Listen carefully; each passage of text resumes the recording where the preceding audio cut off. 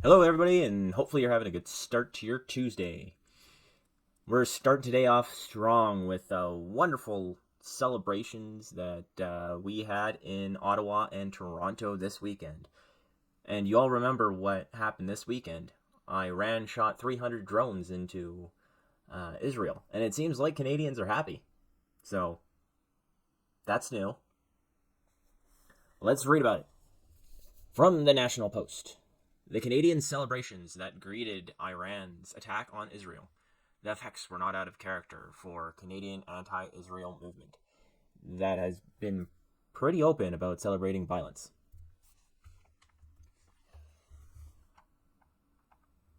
Now there's going to be a lot of ranting going on about this, and because I'm pretty neutral on this whole subject, I'm going to remain neutral and give my opinion on the people who are celebrating drones being fired into another country. So that's what I'm going to be critical of, not of the fighting, because I don't know enough about that to make a good opinion on it. So starting off, within minutes of news emerging from Iran had launched an unprecedented direct attack at Israel. Canadian cities were witness to scenes of open celebration. Because, Canada, there's only a couple of things we come out and celebrate about. There's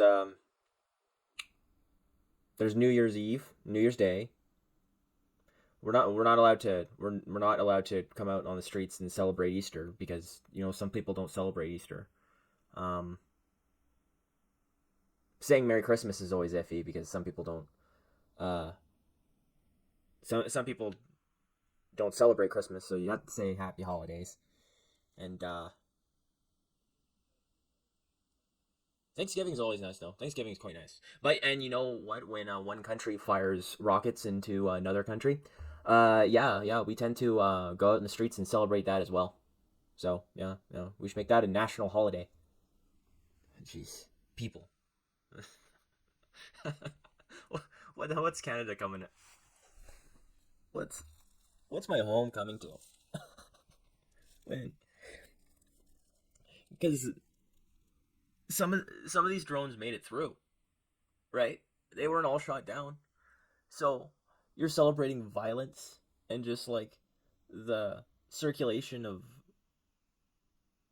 like one country's violence on another, and then apparently like these guys who like set up these protests and set up these um, celebrations. They go out on the street and they protest for the Canadian government to force Israel to stop um, to do ceasefires. It's like so, so you're fine when one side just like shoots somebody else, but the other side can't. They have to turn the other cheek. Like, how about do the Canadian thing and be like, hey guys, we don't want anybody hurt over like everybody just stop what you're doing and like don't no war no no guns no just everybody put your armaments down, peace and love, man. But no, Canada's had to change in such a way that now we have celebrations for this stuff in the streets. Anyways,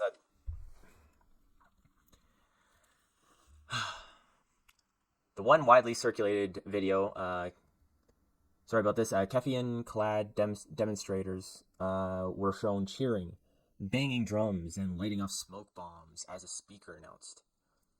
The 44-second video was posted in Car- Carmian. He's sad. Sorry about that. Ruined that name. A Toronto lawyer who regularly documents protests in the city. Of course, this is Toronto, isn't it? Yep. Around 4 p.m. Toronto time on Saturday, uh, Israel launched 300 drones and missiles against the Iran launched more than 300 drones and missiles against Israeli territory, which we already know from the weekend. The U.S. and the U.K. and Jordanian. Oh, I heard this on the news too. Is that even Jordanian?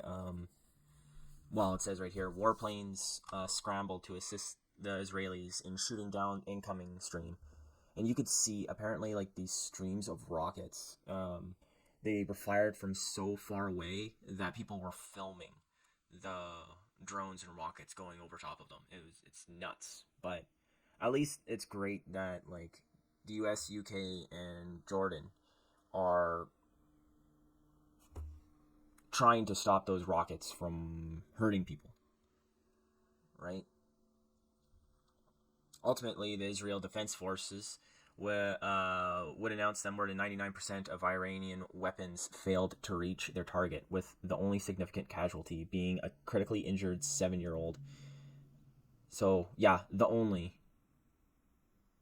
It's just a 7-year-old girl got critically injured. Okay.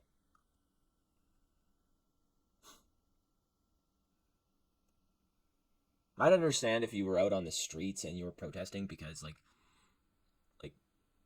somebody got hurt through this and like why did it have to happen? But anyways. Nevertheless, Canadian celebrations continued into Sunday. A video circulated on Instagram account of, I'm not even gonna say the name. I don't want to promote them. They sang a song that was an improvised tune to Yankee Doodles.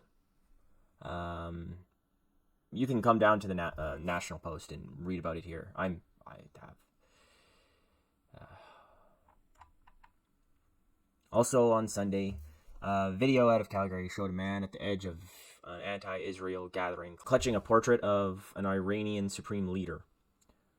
The clip was captured by Bahar Bahari, an Iranian exile in Calgary. An Ontario MPP, Goldie Gamari, stated, "Why is it always the non-Iranians who support the really bad people regime in Iran?" She wrote. And added, "This is not the Canada my parents immigrated to in order to escape persecution by the really bad people." Canadian celebrations this weekend also made it to all the way to Israel and their counter batteries.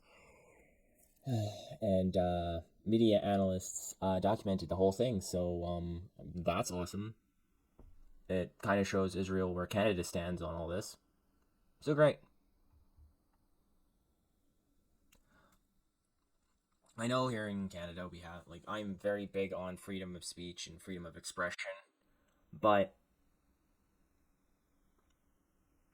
it's more of a, why do people think that it's a good idea to do this? Like, where did this come from?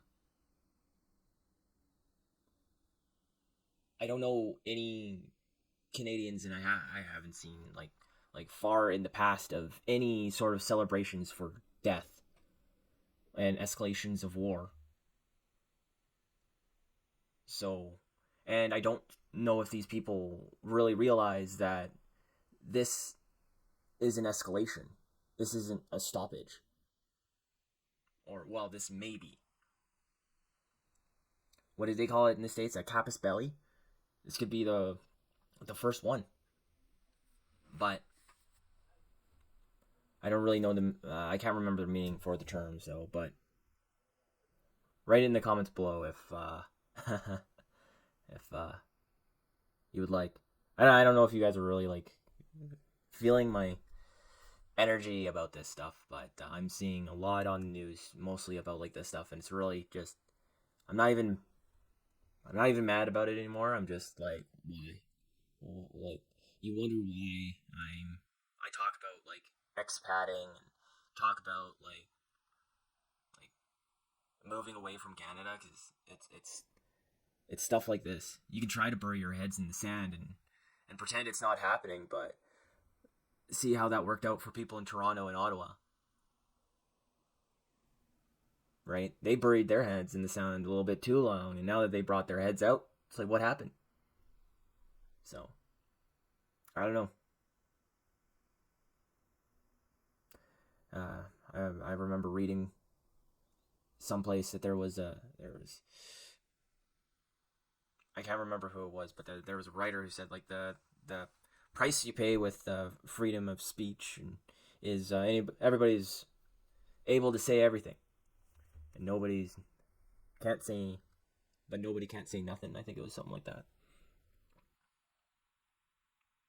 I didn't really understand what it meant at the time, but I think it has something like this, right? That that people kind of go nuts with, and best thing we got is at least with it is sunshine is the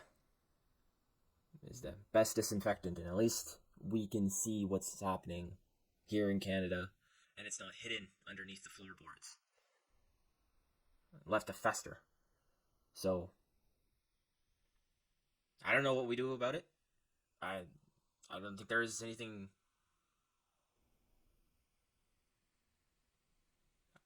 At this point in time, I don't think there's anything you can do about it here in Canada. When people start celebrating in the streets about this stuff,